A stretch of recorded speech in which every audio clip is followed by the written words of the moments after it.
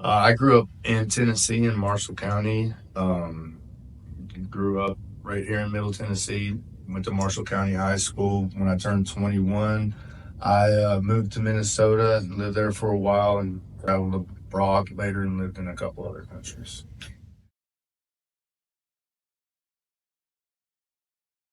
I've been in the local since 2017. I entered into the JTC at that time, so did not transfer from another local.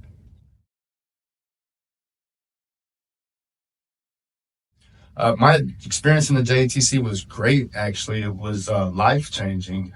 Um, that's one of the reasons why I'm dedicated to the JTC, and I want to see it prosper. It changed my life in a number of ways, including they wrote a letter for my wife's immigration status, and we met the government requirements for wage restrictions on how much I could make to bring her into the United States. So I actually came here by myself first from Brazil to do the apprenticeship, and me and my wife were married living in Brazil at the time. So the apprenticeship changed my life in a number of ways. That's just one of them. It definitely brought me to the middle, what they say, lighting the path to the middle class. I've lived that, so I definitely can relate. And apprenticeship, I feel like IBW in general, I owe all of that to that. All right. Well, I've worked for Besco back before Superior bought them. Experience was short lived. They overstaffed, I think, for a shutdown. I got a layoff, and I was picked up by Maryland Electric, and more or less completed my apprenticeship with them. I was laid off right before I topped out as a JW, and picked up by Superior Electric.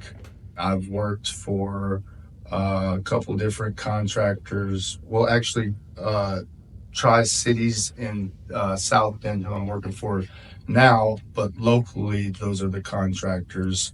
Um, Maryland may have subbed us out to Beltline a couple times or something like that. So that's my experience with the local contractors.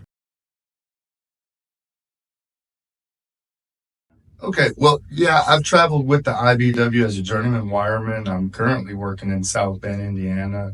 I've also traveled with the JTC and met with different instructors all around the country a couple different times a year in Michigan. So it gave me contact with other locals and ideas of how other locals do things.